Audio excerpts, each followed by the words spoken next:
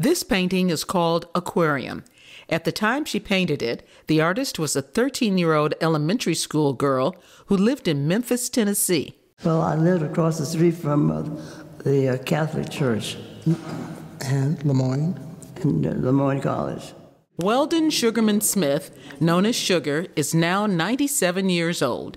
She has dementia and is mostly confined to a wheelchair. For more than 7 decades, she has called St. Louis home. She and her husband, Dr. Sidney Smith, now deceased, raised 3 sons, including Barry, who is also her caretaker.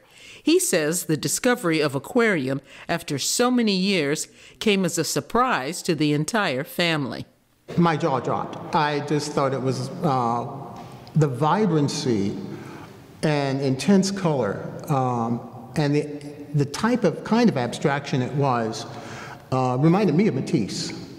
His mother had not seen her painting since she was a teenager. It was her only painting. When Barry told Sugarman Smith it was now hanging in a prestigious museum, this was her reaction. Well, I enjoyed it because I always had beautiful pictures. They never had bad-looking pictures.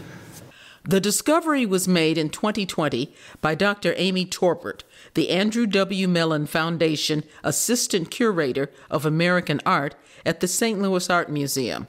She says finding the painting deep in the museum's vast database was the highlight of her year. We knew all of the artists' names and the ages that they were when they painted these works. So it said in our records, Weldon Sugarman, age 13. But I thought it was a man. Yes, I absolutely did.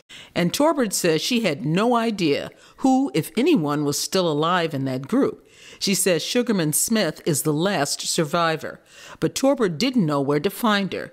Sugarman Smith painted Aquarium as part of her participation in a local art program funded by the WPA, the Works Progress Administration, under President Franklin Roosevelt. The WPA was a multi-layered program, a partnership between state and local governments. Among other things, it provided classes and guidance to adults and children interested in the arts. But the funding ran out, and all of the paintings were eventually transferred to Chicago and later to St. Louis. Before it found a home at the St. Louis Art Museum, Aquarium was housed at what used to be known as the People's Art Center in Midtown. Well, that closed in the 1960s, but the people who ran the center gifted some of their paintings to the art museum.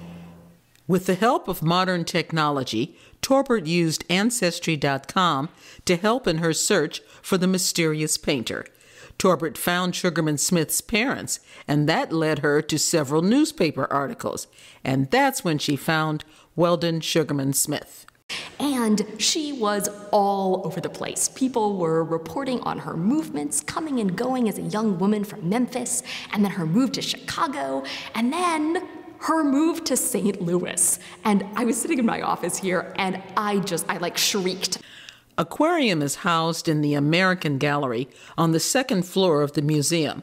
Torbert says the painting is an important part of the collection, adding, it's also important to the St. Louis community. What I hope it might mean is showing the Art Museum's dedication to our community and to thinking about how community members from a whole range of backgrounds, it matters not who you are in the least, might be able to come in and find something that draws you to works of art here. Son Barry shares his mother's talent for painting. Sugarman Smith says she enjoys seeing her childhood painting in its new prestigious location at the St. Louis Art Museum. I was delighted that people liked to look at it.